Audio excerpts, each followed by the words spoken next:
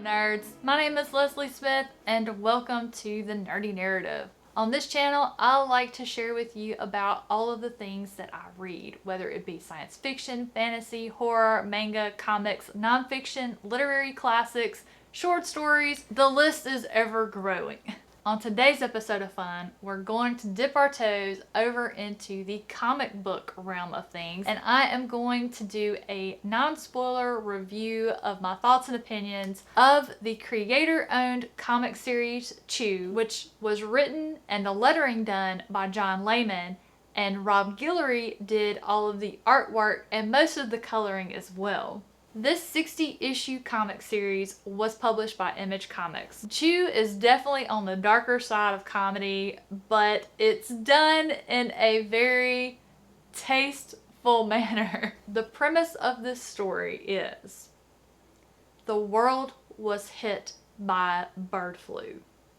23 million Americans lost their lives and 116 million worldwide died from it. As a result, the FDA has become the governing body of the world.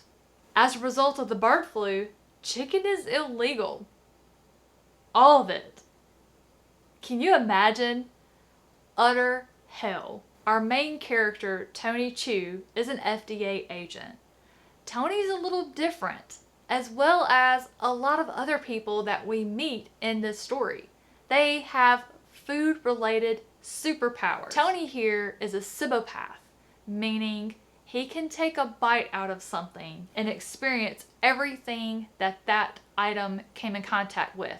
If it's an orange, he knows what tree it came from, what grove, what pesticides were used. He gets all of that just pictured in his mind.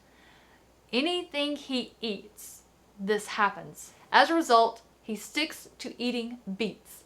Beets are the only thing he can eat and not have that happen. With Tony being an FDA agent and investigating chicken crimes, there are a lot of things that happen.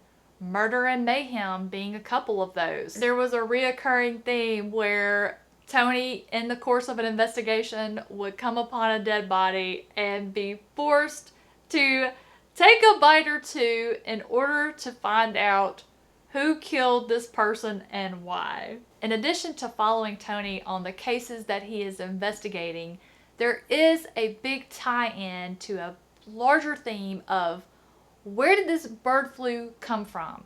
Did it happen organically? Did someone else facilitate it? If it was facilitated by someone, why? And who was it? I really love the story. It was hilarious. Not only was the story hilarious, the characters were very lovable. The artist, Rob Guillory, had so much fun hiding pop culture gems in the background that I had just as much fun scouring the backgrounds of each page as I did reading the story. Oftentimes there would be actual photographs that would be on the TVs or in the frames behind the characters in various places. The sticky notes that were everywhere. There was a time or two, like in Charlotte's Web, where the spider would have a message written in his cobweb. There were so many fun elements to this comic series that just had my level of enjoyment at the top the entire way. I did like Tony Chew as a character. I really loved his daughter Olive the most. But of the people in this comic, Olive Chew, who is Tony's daughter, was my favorite. She was just amazing. But my favorite character had to be Pollo, the demon chicken that even the Lord of Hell did not want. I was just constantly amazed that these two guys, John Layman and Rob Guillory, pretty much tackled this entire comic just between the two of them. They did have a few assistants come in and help with coloring and things like that, but for the most part, it was these two guys. They did an amazing job. I loved it. I will absolutely be obtaining my own personal copies of this series to have on my shelf. There is a follow-up series called Chew, which is spelled C-H-U, which is how Tony's last name is actually spelled. It's about Tony and his criminal sister Saffron. I've already got the first issue back here to read. I can't wait to see what the sequel holds. As far as the series as a whole, I definitely had to rate it a 5. Every issue consistently delivered. The art, the main storyline, the many different subplots that were going on, the characters. I really, really loved the series. I had no complaints, except I did not like the ending. It fell flat to me. What the writer viewed as the main storyline, to me, felt like a subplot. The main storyline ended in the 10th volume, and if the story had just ended there, it would have been fine. But what they considered to be the main storyline and the way they chose to end it fell flat for me. It doesn't take away from my enjoyment of the series as a whole.